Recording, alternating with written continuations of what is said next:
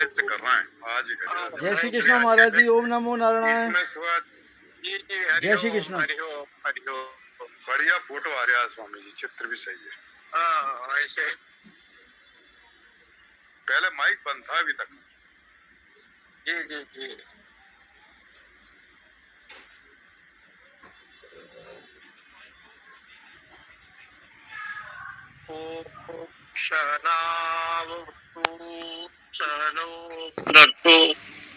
सवीर्यं करवावहे तेजस्विनामधीतमस्तु मा विद्विषावहे। ओम शांति शांति शांति। शंकरं शंकराचार्यं केशवं बादरायणं सूत्रभाष्य कृतवन्ते भगवन्तो पुनः पुनः ईश्वरो गुणात्मेति मूर्तिभेद विभागिने व्योमवद्व्याप्तदेहाय दक्षिणामूर्तये नमः। ओम शांति शांति शांति। श्री राम जय राम जय जय राम। श्री राम जय राम जय जय राम। श्री राम जय राम जय जय राम। श्री राम जय राम जय जय राम। श्री राम जय राम जय जय राम। श्री राम जय राम जय जय राम। सर्वा जीवे सर्वसस्ते बृहन्ते अस्मिन् हंसो भ्राम्यते ब्रह्मचक्रे पृथगात्मानं प्रेरितारं च मत्वा जुष्ट सततेन अमृतत्वमेति। श्वेताश्वेतर उपनिषद अध्याय प्रथम 6वां मंत्र पर विचार है। इस मंत्र पर यह विचार किया गया,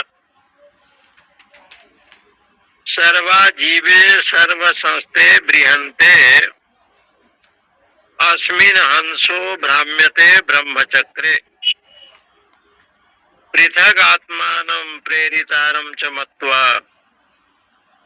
जुष्ट तथा तेन अमृतत्वम इति। यहाँ पर ऐसे वर्णन आया कि जैसे नदी है,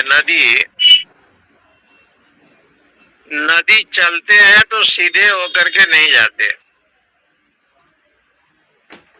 समुद्र की ओर नदी जावे, गंगा हो, जमुना हो, ब्रह्मपुत्र हो, नदी जब भी चलेंगे तो सीधे नहीं जाएंगे। रुचिराम वैचित्रात् दृढ़ कुटिल पतजोषाम। वो कुटिल होकर के माने टेढ़े मेढ़े होकर के नदियां चलती है, टेढ़ा मेढ़ा होकर के। दृढ़ कुटिल नाना पतजोषाम नृणामेको गम्यस्तमसि पयसा मरणवैव। इसलिए जो है जब नदी चले तो इधर उधर टेढ़ा मेढ़ा होकर के वो घूमते रहते। इसी प्रकार से ये जो संसार है और संसार का जो प्रपंच है एक नदी के रूप में समझे, और जितने भी प्रपंच के साथ कार्य है ये सब टेढ़े मेढ़े हैं। कोई कर्म कांड करता है, कोई अपने मनोकामना के लिए उपासना करता है, कोई तीर्थ व्रत में रुचि रखता है। अनेक प्रकार के जो सकाम भाव जो व्यक्ति करते हैं, ये सब टेढ़े मेढ़े के अनुसार है। ऐसे तो नदियों का लक्ष्य समुद्र ही है। नदियां जानती हैं कि समुद्र में जाना है अंतिम में। ऐसे संपूर्ण प्राणियों का लक्ष्य अखंड सच्चिदानंद परमात्मा ही है। ऐसा ज्ञान होता है। परंतु नदियां जैसे टेढ़े मेढ़े होकर के चलती फिरती हैं, ऐसे संसार के जो प्राणी है वो प्रपंच के अधीन होने से, अविद्या के अधीन होने से जीव को ब्रह्म की प्राप्ति नहीं होती, बल्कि संसार की प्राप्ति होती है। संसार की प्राप्ति ये जीव करता है। बोले क्यों करता है? रुचिनाम वैचित्र, भिन्न भिन्न रुचि है। कोई पापड़ खाना चाहता है तो कोई चटनी, किसी को कोई सब्जी पसंद नहीं है तो किसी को और कुछ है। तो बोले कि रुचि भिन्न भिन्न है। भिन्न भिन्न रुचि के कारण इंद्रियों के अधीन जो है ना जीव हो जाता है। उसका जो रुचि है खाने पीने सोने बैठने, उसका रुचि, जैसे हम लोग के किसी भी बड़े बड़े आश्रमों में एक कोठारी बनता है, उसको कोठारी कहते हैं। चाहे वृंदावन में हो, चाहे बनारस में हो, चाहे कैलाश में हो। वो कोठारी क्या करता है कि सुबह उठेगा तो आज कौन सब्जी चाहिए, आज क्या चाहिए, आज नमक नहीं है, आज हल्दी नहीं है, आज मिर्चा नहीं है, आज आलू नहीं है, परसों ये नहीं है। दिन भर इसी काम में वो व्यस्त रहता है। बाजार जाना, साग सब्जी लाना, गेहूं दाल चावल लाना, आश्रम की व्यवस्था संभालना होता है। इसी प्रकार से घर के जो मुखिया होते हैं उनका भी ये काम होता है।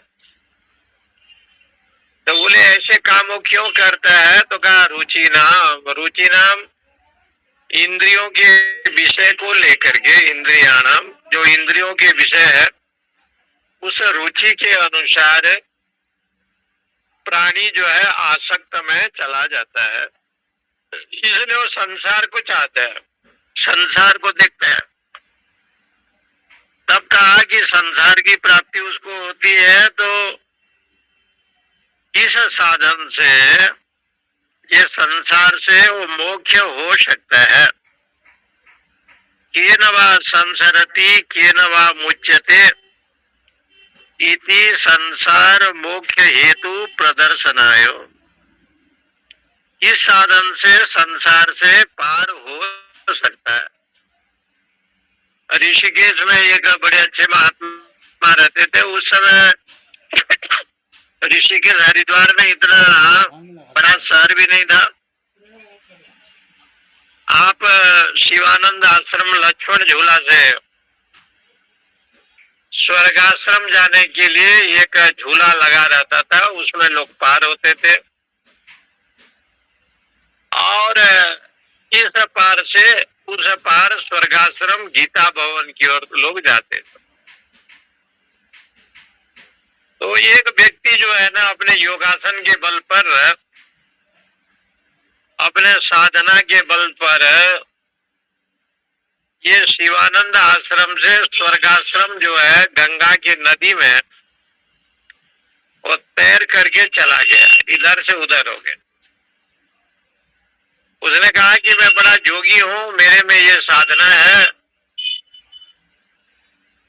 तो उस समय उस रास्ते पर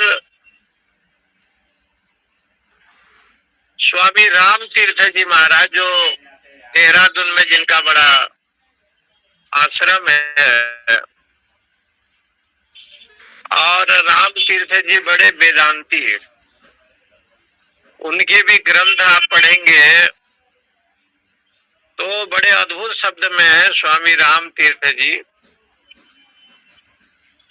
स्वामी राम तीर्थ जी अपने को बादशाह मानते थे, राजा मानते थे। उनको कहीं बाहर जाना था तो उस देश के राजा उस फ्लाइट में, हवाई जहाज में बैठा था। किसी ने कहा कि ये अमुक देश राजा, तो स्वामी राम तीर्थ वो फ्लाइट से उतर गए।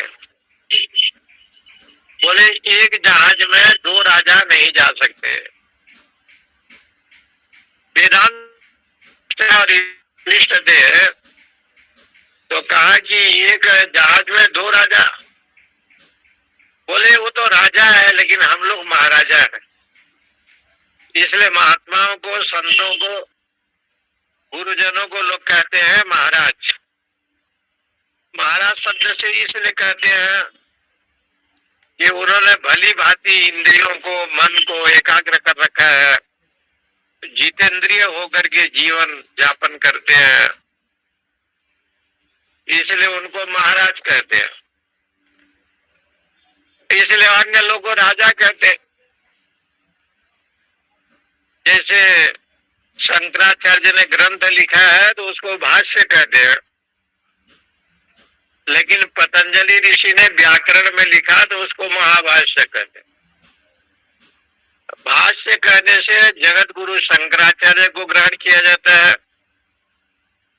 और महाभाष्य कहने पर भगवान पतंजलि को लिया जाता है, जिन्होंने व्याकरण का, अष्टाध्यायी इत्यादि का और महाभाष्य आदि ग्रंथों का निरूपण किया। शब्द को ब्रह्म कहने वाला ये भगवान पतंजलि। तो बादशाह अपने को मानने वाला स्वामी राम तीर्थ जी कहते हैं हम लोग राजा हैं, क्योंकि संसार में महाराजा फकीर ही होता है। बड़ा अच्छा लिखा उन्होंने। जो फकीर संत होते हैं, परम वितरागी, वैराग्यवान,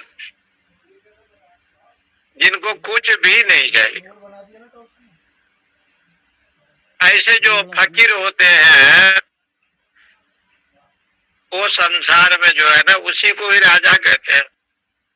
उनके पास संसार का संपदा नहीं है, परंतु उनके पास जो धन वैभव है, देवी संपदा, वो महान है। तो ये साधक इस नदी से उस नदी, जब ऋषिकेश में गंगा को पार किया तो स्वामी राम तीर्थ जी आ रहे थे। उन्होंने कहा कि ये बड़े साधक हैं। लोगों ने कहा गंगा नदी को पार कर लेते हैं। तो स्वामी राम जी ने कहा कि नदी पार करने पर कितना पैसा लगता होगा, उस समय की बात है। तो कहते हैं कि इधर से उधर जाने पर मुश्किल से 25 पैसा लगता था। तो स्वामी राम जी ने कहा कि तुम्हारी साधना 1 रुपया भी नहीं हुआ, ये तो 25 पैसा केवल है तुम्हारी साधना। लोग नौका में इधर उधर करके पार कर लेते हैं। इसलिए उसने समझाया कि भगवान, ये जो योग सिद्धि को जो लेकर के तुम संसार में हो, ये प्रपंच को जन्म देगा, अहंकार का उत्पन्न करेगा, अभिमान को जन्म देगा। इसे सिद्ध है कि संसार को जन्म न हो, संसार का जन्म न हो, संसार में भले रहे, पद्म पत्र विवाह मसा, लेकिन संसार मन में ना आवे, कामना वासना मन में ना आवे। उस संसार की निवृत्ति कैसे होती है, इसके ऊपर इस मंत्र में बताया। सर्वा जीवे सर्व संस्थे बृहंते, जो संपूर्ण भगवान है, परम ब्रह्म परमात्मा है, वो संपूर्ण जीव में व्याप्त है। परंतु ये कहते हैं सर्व सस्ते माने सर्वत्र व्यापक है, बृहंते व्यापक है। अस्मि हंसो भ्राम्यते ब्रह्म चक्रे। लेकिन प्राणी यानी जीव अपने ही अनेक प्रकार से भोग से युक्त होकर के बस होकर के इस महान ब्रह्म चक्र में घूमता रहता है, परिभ्रमण करता रहता है। ये ब्रह्म चक्र इसलिए कहा, ये जो संसार का जो अविद्या चक्र है, एक प्रकार से ये ब्रह्म जाल है, माया जाल है, और उससे घूमता रहता है। जब वो अपने अभिन्न रूप को जान लेता है कि मैं ही उस ब्रह्म हूँ, तब वो अमृतत्व की प्राप्ति करता है, उसको अमृतत्व की प्राप्ति होता है। इसलिए ब्रह्म चक्र कहा गया, महान बताया। ये जो ब्रह्म चक्र माने परमात्मा ने संसार को जो बनाया है, इसको ब्रह्म चक्र भी कहते हैं। उपनिषदकार कहते हैं जैसे चक्र में आरा लगा रहता है, नाभि लगा रहता है, और चक्के में ये सब लगते हैं, तब वो घोड़े या बैल लिया जाता है, जोतते हैं। ऐसे ये संसार को एक चक्र बताया। इसमें विभिन्न प्रकार से चक्के में जो अरे हैं, ये 84 लाख सहस्त्र योनि में प्राणी घूमता रहता है, इसलिए ब्रह्म चक्र कहते हैं। इसको ब्रह्म चक्र कहा गया है। इसमें ब्रह्म चक्र इसलिए कहते हैं कि ब्रह्म चक्र में जैसे एक हंस होता है, एक सुहंस होता है, एक परमहंस होता है। ये इसको ज्यादा वैष्णव लोग मानते हैं। हंस सभी जगह पाया नहीं जाता। हंस को कितना भी प्यास लगे मछली नहीं खाएगा, पानी पिएगा, इसलिए उसको हंस कहते हैं। हंति इति हंस, हिंसा गत्यो धातु का रूप है, हंस शब्द बनता है। ग्रंथि इति हंस, जो अपने अवगुण को मार दे उसको भी हंस कहते हैं। हंस को कितना भी प्यास लगे अमेध्य भोजन नहीं करेगा। एक सुहंस बताया, तो बना हंस। भले वो सुंदर नहीं है, भले ही कुरूप है, भले काला है, देखने में अच्छा नहीं लग रहा है, लेकिन उसके जो विचार आचार इतना पवित्र है और भगवत भक्ति भरा पड़ा है, भले वो अच्छा दिखाई नहीं दे रहा। शरीरम कुरूपम कलत्रम बा, ऐसे का शरीर उसका सुंदर नहीं है, उसके जो चेहरा है ठीक प्रकार से नहीं है। हरिश्चेन्न मनो न लग्नम ततः किम ततः किम ततः किम ततः। यदि गुरोरंघ्रि पद में चेतः चित्तम न लग्नम ततः किम ततः किम ततः किम। इसलिए भगवान शंकराचार्य कहते हैं कि गुरु के चरणारविंद में अथवा भगवान के चरणारविंद में चित्त वृत्ति नहीं लगा तो कितना भी सुंदर हो, कितना भी यौवन हो, कितना भी धनी हो, कितना भी वो दिव्य रूप में सजा हो, लेकिन व्यर्थ है। तथा किम तथा किम, इसके ऊपर कई श्लोक लिखा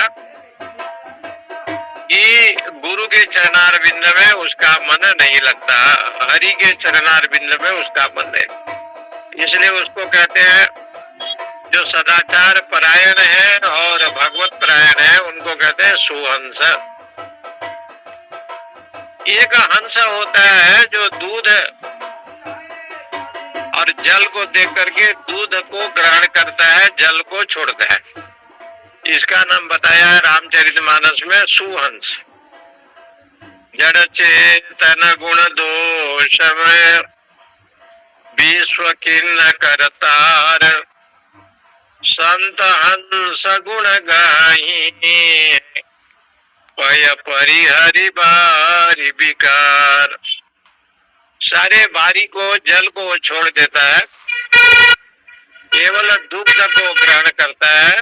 जड़ चेतन गुण दोषमय विश्व किन्न करता। ये संसार में परमात्मा ने इस प्रकार से बनाया है, कहीं जड़ है कहीं चेतन है, कहीं गुण है कहीं दोष है। ये भगवान ने इस प्रकार से संसार को निर्माण किया, कहीं स्थावर है कहीं जंगम है। तब कहा कि इस प्रकार से परमेश्वर का जो संकल्प है, संत तो केवल, संतों की व्याख्या तो बहुत सुंदर गोस्वामी जी ने लिखा है। मुद मंगलमय संत समाजू जो जग जंगम तीर्थ राजू। तीर्थराज प्रयाग को तीर्थराज कहते हैं, प्रयाग को। ऐसे ये संत लोग क्या है, मुद। संत किसको कहते हैं, बोले जो हमेशा प्रसन्न रहता है, वो चाहे गृहस्थ हो चाहे साधु हो सन्यासी हो। मुद बड़ा प्रसन्न रहता है, वो खाए पिए, घर में कुछ हो ना हो, लेकिन प्रसन्न आत्मा है। मंगलमय, इससे भी उसकी निंदा हो जाए, अपमान भी हो जाए, लेकिन हमेशा मंगल कामना करता है और भगवान के चरणों में यही भाव रखता है। एक कथा ऐसी आती है, कई ग्रंथों में पढ़ा था मैंने। एक व्यक्ति ने बहुत साधना की, आराधना की, पूजा अर्चना की।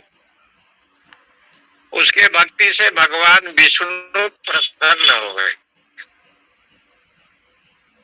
आकर के भगवान ने दर्शन दिया, बोले कि बोलो कि तुम्हें क्या चाहिए। उन्होंने कहा कि महाराज मुझे कुछ नहीं चाहिए। बोले मोक्ष चाहिए? बोले नहीं। पुत्र परिवार घर द्वार? बोले नहीं। स्वर्ग आदि? बोले नहीं। तो बोले तुम्हें क्या चाहिए? बोले मुझे कुछ चाहिए नहीं। तो उन्होंने कहा, भगवान ने फिर कहा कि बोलो तो क्या चाहिए। तो वो भक्त ने कहा आपकी प्रसन्नता चाहिए। आपकी प्रसन्नता। भगवान ने कहा कि बाबा तुम यदि प्रसन्न हो तो तुम्हें सब कुछ मिल गया। विष्णु की प्रसन्नता तो, वैष्णव यदि प्रसन्न में है तो विष्णु प्रसन्न, क्योंकि विष्णु का पुत्र तो वैष्णव है। विष्णु अपत्यम वैष्णव। ये संसार में जितने भी प्राणी है सब वैष्णव है। केवल वैष्णव गुसाई लोग ही वैष्णव है ये नियम नहीं है। विष्णु अपत्यम वैष्णव ऐसे बताया। संसार में सब लोग भगवान के संतान है, इसलिए सबको कहेंगे वैष्णव।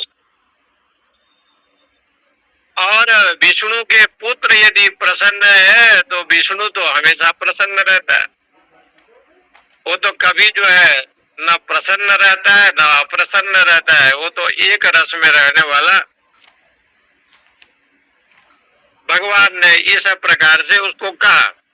तो शास्त्रों में यही बात को सिद्ध करते हैं कि मुद मंगलमय संत समाजो, जो हमेशा प्रसन्नता को प्राप्त करे, कराए,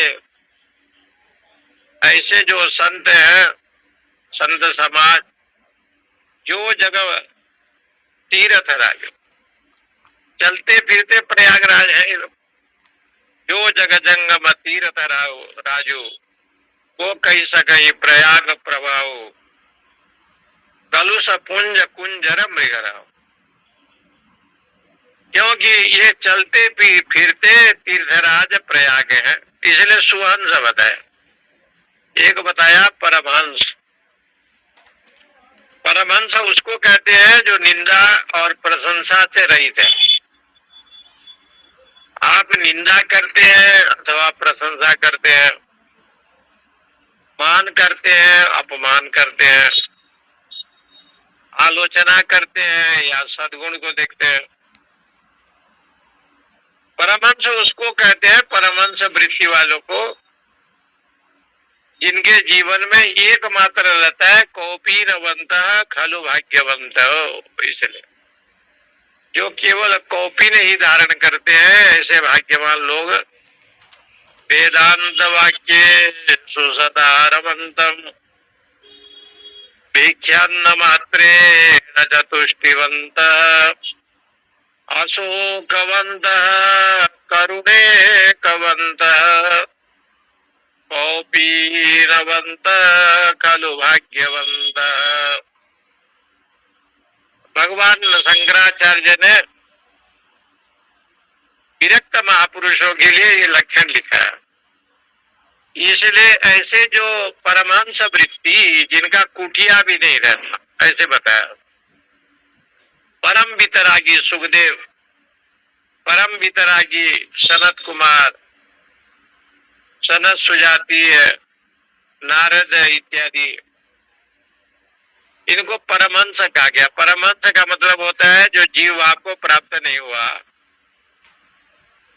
ऐसे तीनों हंस हैं, लेकिन हंस का लक्षण बताया कि वो दूध को ग्रहण करेगा लेकिन जल को छोड़ेगा। तो ऐसे जो लोग हैं जो नित्य भगवान में रमण करते हैं, उस हंस साधक को ऐसा जिसका जीवन हो गया है वो संसार मार्ग से उद्धार हो जाता है।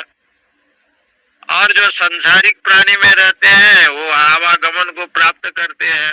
इसका मतलब लिखते हैं कि भ्राम्यते अनात्म भूत देहादि आत्मानम मन्यमान। ये जो अनात्म शरीर है देहादि, इसको ही नित्य मानता है, इसलिए अनेक योनि में जाता है। तो कहा कि उस योनि में कैसे न जावे, पृथक आत्मानम प्रेरितारम च मत्वा।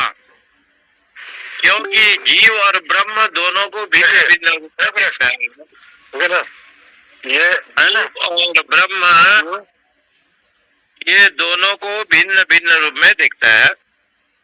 इसके लिए यहाँ एक उदाहरण दिया है, आत्मा ये शाम सभवती अथ यो अन्यम देवता उपास्ते अन्यो असो अन्यो अहम अस्मीति न स वेद यथा पशुरेवं स देवानाम। इसको करना, अगर नहीं आ रहा है तो ऊपर में थोड़ा सा कहीं पर क्लिक कीजिएगा, नहीं आया है क्लिक कीजिएगा तो आ जाएगा। बैजनाथ जी माइक अपना बंद करिए बैजनाथ जी। तो बृहदारण्य को उपनिषद में इस बात को उठाया, तो इसी को खोलिए, ये नहीं खोल रहे थे, अब इसी पर दबा रहे थे। तो जो कहते हैं कि भाई मैं अन्य हूँ वो अन्य है, ये नहीं जानता है कि ईश्वर अंश जीव अविनाशी, मैं ही ईश्वर का अंश ये जीव है, ऐसे भाव नहीं आता है। तो कहा न स वेद, वो वास्तविक में वो ब्रह्म तत्व को नहीं जानता। क्यों नहीं जानता? यथा पशुरेव सदेवानम। जो भगवत भक्ति को छोड़ करके अन्य देवता की केवल उपासना करता है कामना को लेकर के, उसको कहते हैं पशु। और पशु का अर्थ होता है पश्यति इति पशु।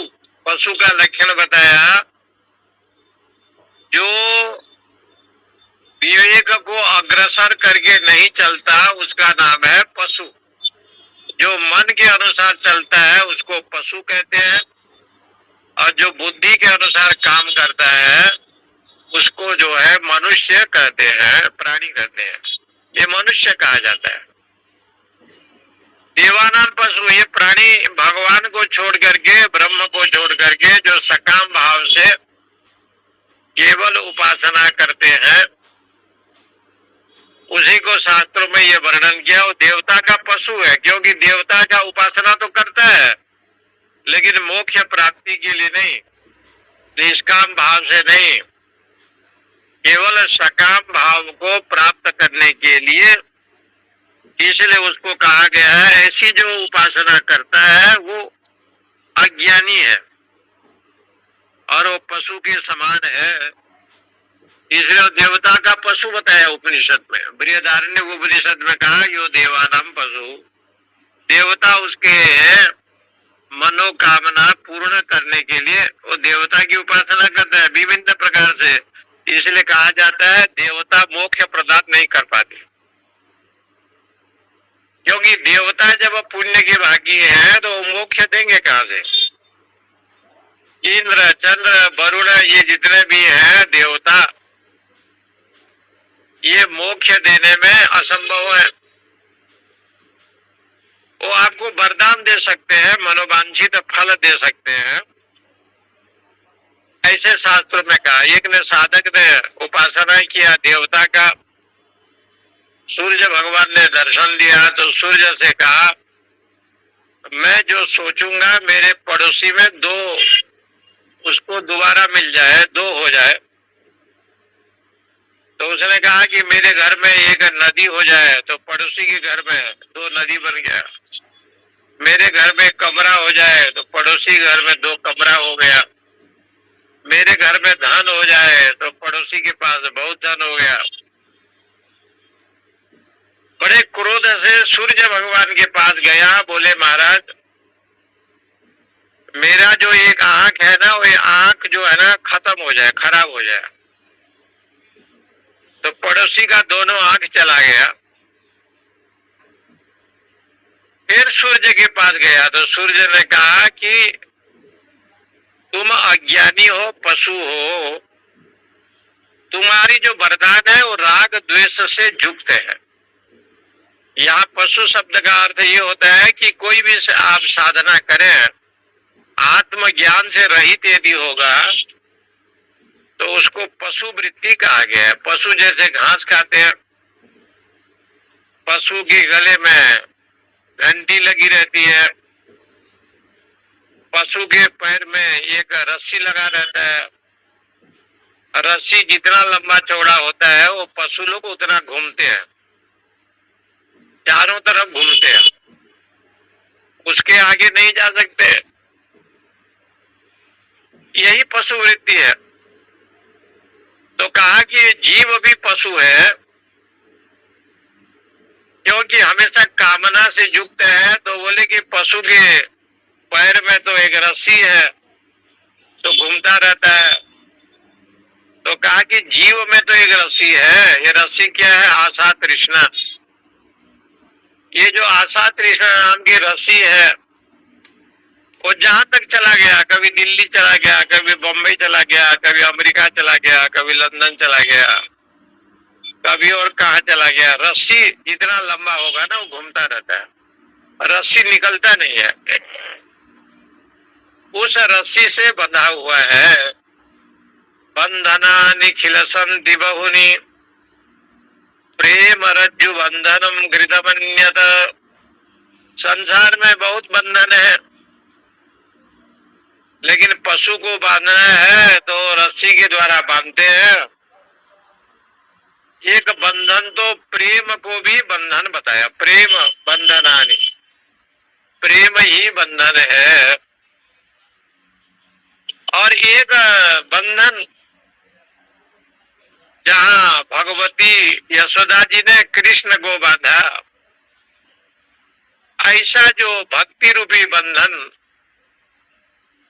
उस बंधन से बढ़ करके और कोई नहीं है। प्रेम रज्जु बंधनम कृतम अन्यत। इसलिए कहते हैं कि आशा तृष्णा सतिर पाशा काम क्रोध परायणा इहंते काम भोगार्थम ये संचयान मन्यार्थे संचयान। आशा पाश तृष्णा से बंधा हुआ है।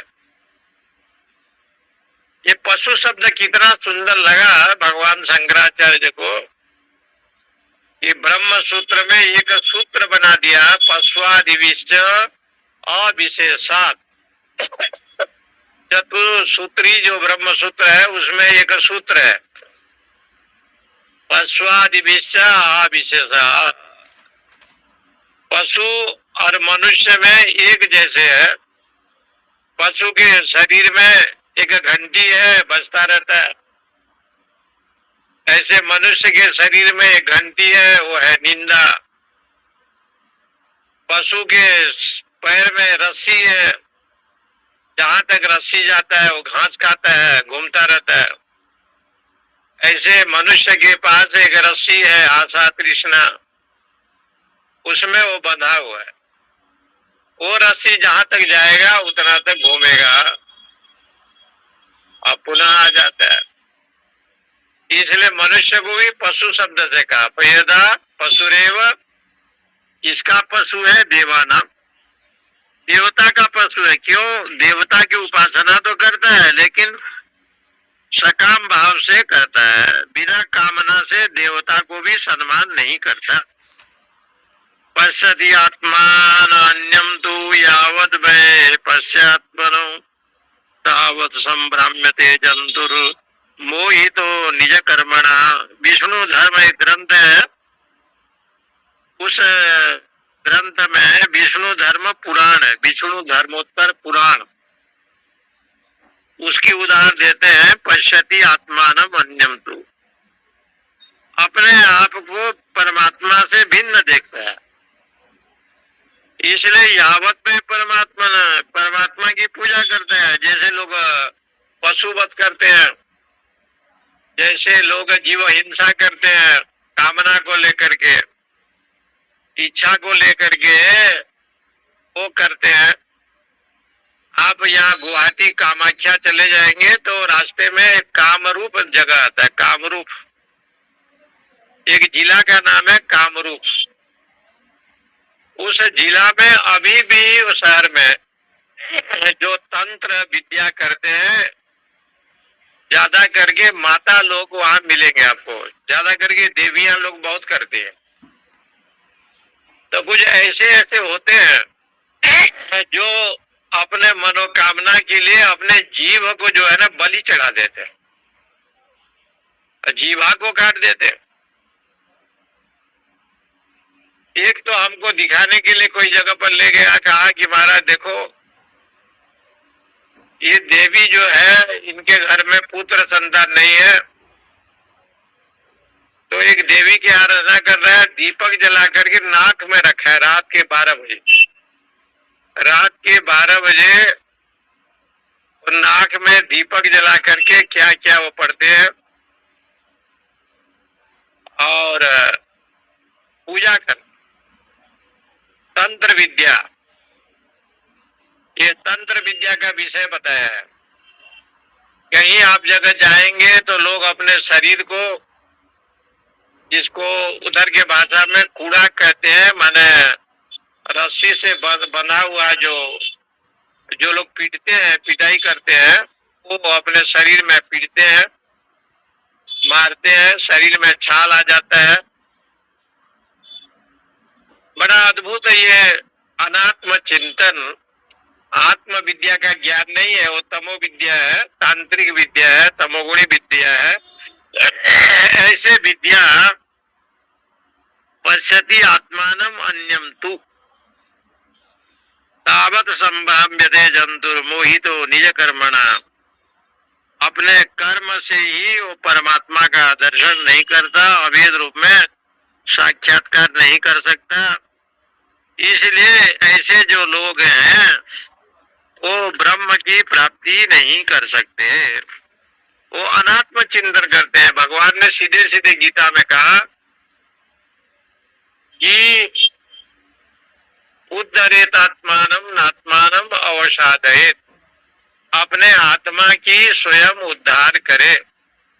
मुझे परमेश्वर को छोड़ करके जो केवल सकामी भाव से उपासना करता है, वो स्वर्ग आदि में जो देवता है वो जब तक आपका पुण्य है तब तक फल प्रदान करेंगे। पुण्य के बाद कोई फल नहीं दे सकते, सीधे मर्त मंडल में आना पड़ेगा।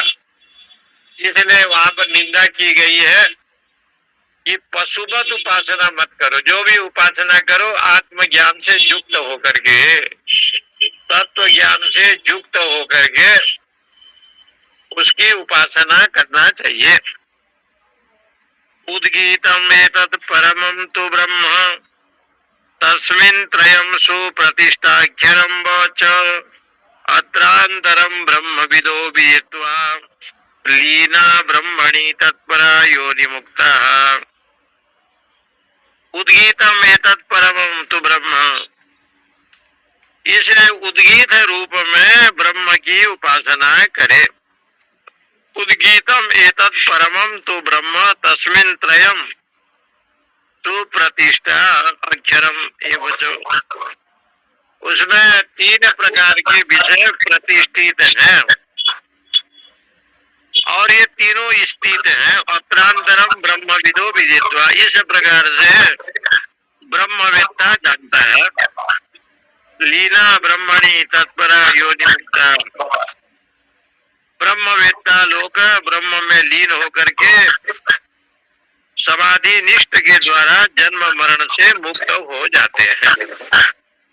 उद्गीतम एतत्, उद्गीत शब्द का अर्थ आया है, छांदोग्य उपनिषद में आया है, ओम इति उद्गीतम। ओंकार प्रणव को उद्गीत बताए।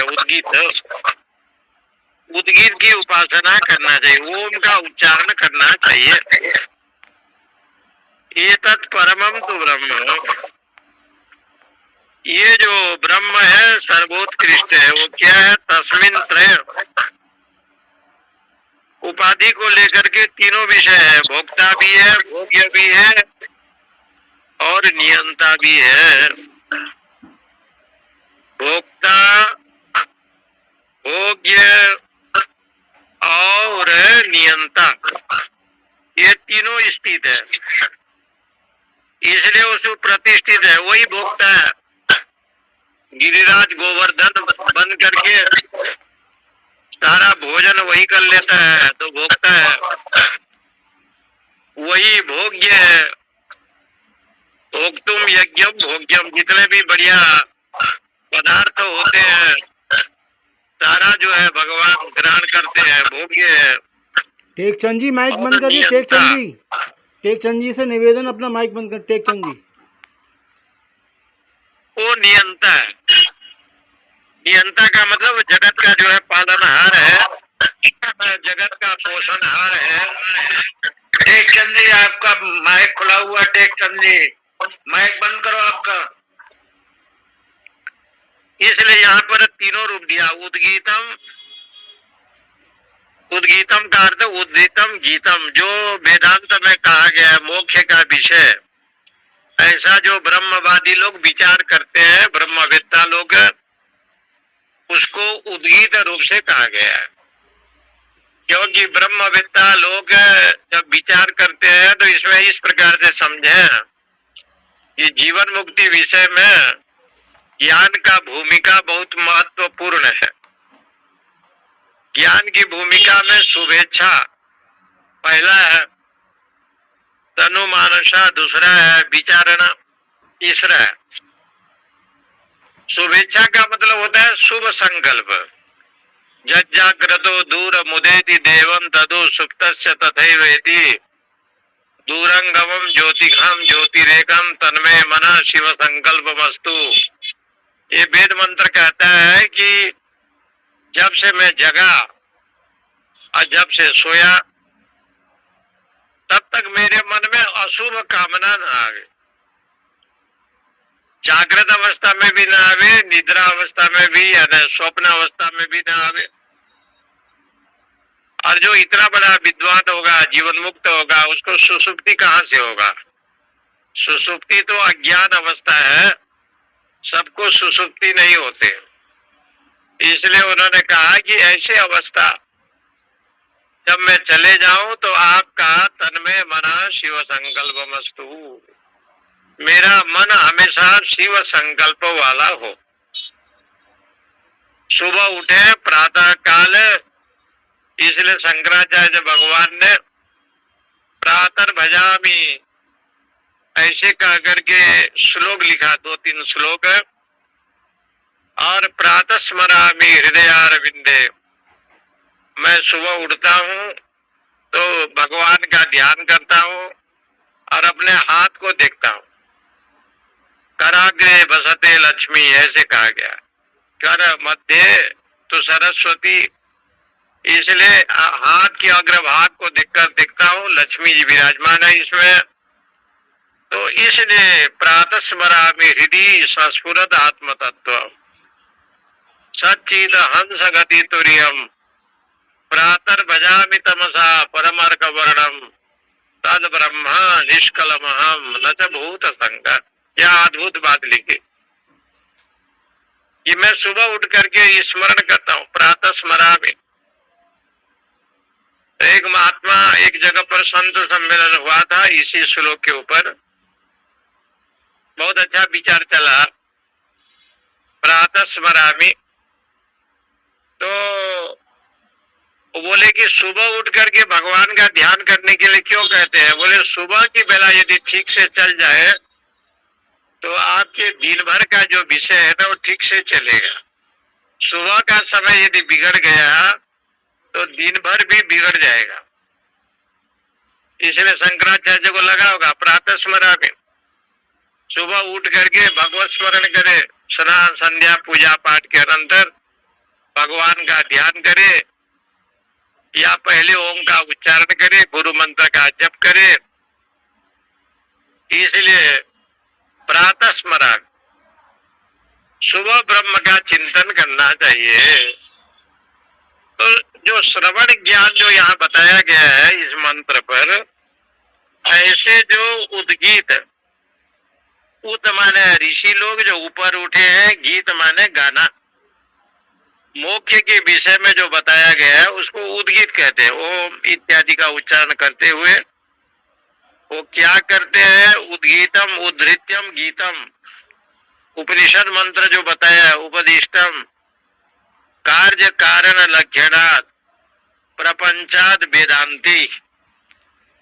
वेदांत में जो कार्य कारण रूप को बताया, कार्य हो गया ये शरीर देहादि, कारण हो गया इंद्रियादि, देह और इंद्रिय को लेकर के सारा प्रपंच है। इसको गान किया तो क्या ज्ञान किया? बोले देह और प्रपंच को बताया। ये देह क्या है, नित्य है कि अनित्य है? ये जो इंद्रियादि जो प्रपंच करते हैं विषय को लेकर के, ये सत्य है कि असत्य है? तो कहा इसको बताया है प्रपंचाद वेदांते ही। वेदांत में कार्य कारण से रहित जो विषय है उसको उपदेश किया है, न कि कार्य कारण को उपदेश किया। देह इंद्रिय को तो बता दिया कि पंच प्राण है, 5 कोश है, 10 इंद्रियां है, मन बुद्धि चित्त अहंकार है, और उन्होंने भली भांति 24 तत्व का निरूपण कर दिया। मैंने 24 बंगला बनाया और 24 बंगला में एक व्यक्ति को रख दिया। उस पुरुष का नाम पड़ गया जीवात्मा। लेकिन वो जीवात्मा अकेले रहना नहीं चाहता है। बंगले में अकेले कैसे रहे? 24 बंगला है, घर है। तो कहा कि किसके साथ आप रहना चाहते हैं? तो लोगों ने कहा कि मैं अकेले नहीं रहूंगा, तो उसके साथ उसके अभिन्न मित्र अविद्या को रखा। और ये कथा आपको पुरंजन उपाख्यान में श्रीमद् भागवत में बहुत सुंदर दृष्टांत भगवान सुखदेव जी ने दिया। पुरंजन उपाख्यान, पुरंजन कैसे रहा, इस प्रकार से घर है, ये पुरंजन कौन है देह में, आत्मा को सब बताया। तो यहाँ पर भी वही बात लिखते हैं, अन्य देव तद विदितात् अथो। उस प्रपंच से अलग कर दो। आप प्रपंच वाले नहीं है। प्रपंच तो बाद में हो जाता है ना। यानी लोग कहते हैं कि जन्म के समय पर वो तो प्रपंच रहता नहीं, निष्प्रपंच रहता है, निर्वस्त्र वाला रहता है। इसलिए जन्म से तो कुछ लेकर आया नहीं था और मृत्यु के समय पर भी कुछ लेकर जाता नहीं है, तो प्रपंच कहाँ से आ गया? तो कहा प्रपंच को बनाया हमने। नाटक का रूपांतर जब किया गया तो हरिश्चंद्र, सभ्या, रोहित ये सब बने बनाए आए। बनाया गया और नाटक समाप्त हो गया तो सब लोग चले गए। वही घर के जो व्यक्ति था, वही हरिश्चंद्र, वही सभ्या, वही सब थे, लेकिन नाटक तक जो है ना ये पाठ करते रहे, ऐसे कहते हैं।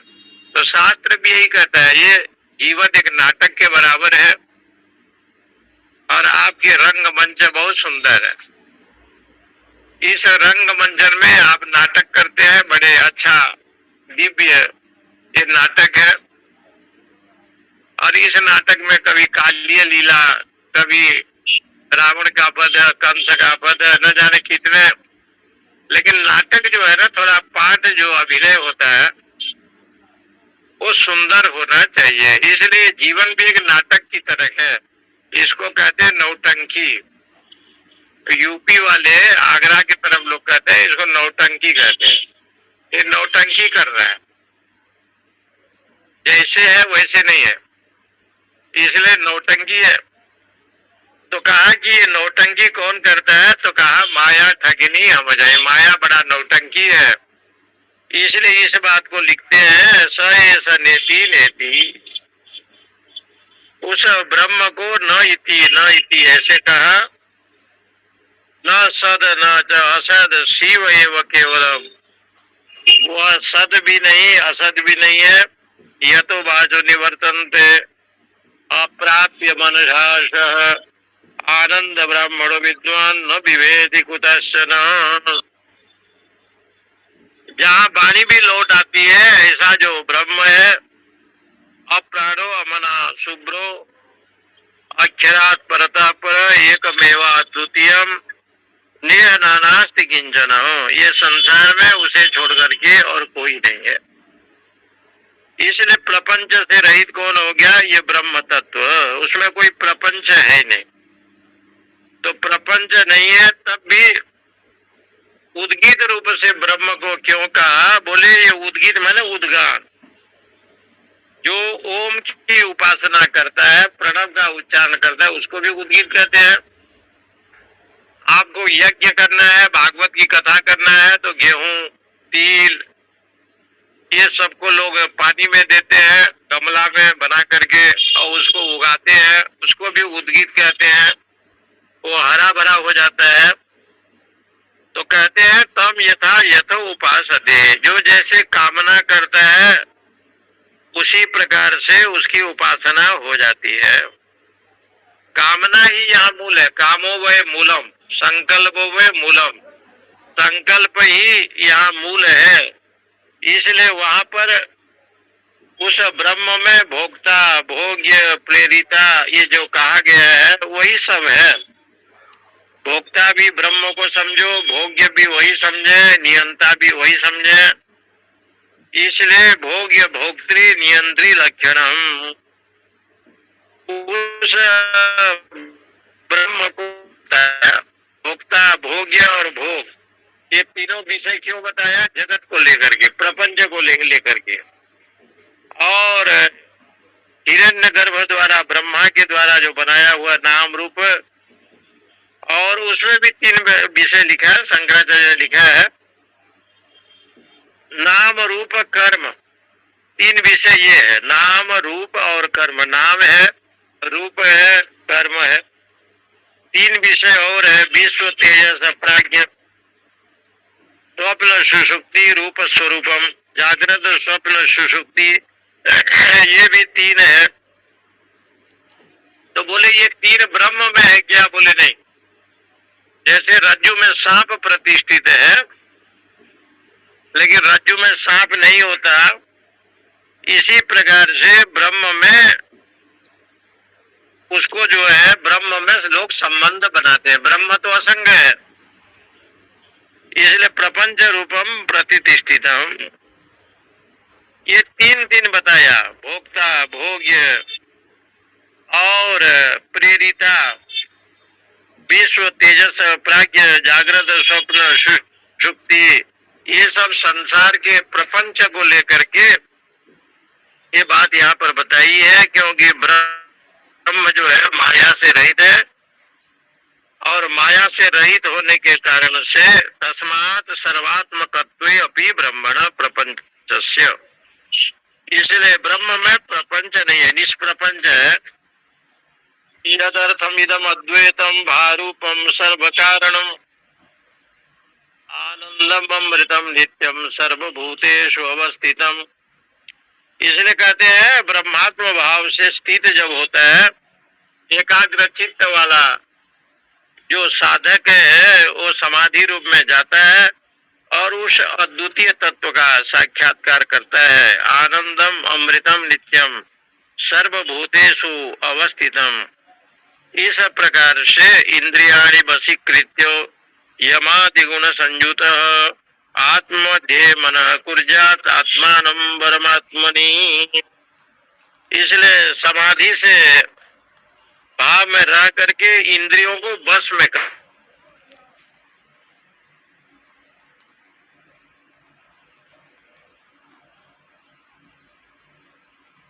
इसी को ब्रह्मनिष्ठ कहते हैं अथवा स्थिति प्रज्ञ।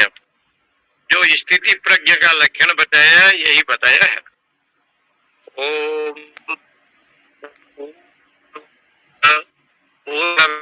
पूर्णात् पूर्णमुदच्यते पूर्णस्य पूर्णमादाय पूर्णमेवावशिष्यते। ओम शांति शांति शांति। हरि ओम हरि ओम। हरि ओम स्वामी जी। प्रणाम स्वामी जी। हरि ओम हरि ओम।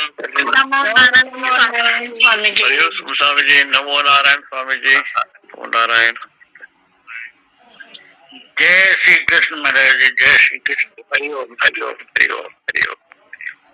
सादर नमन स्वामी जी। जय श्री हरि ओम कृष्ण। हरि ओम। महादेव महादेव।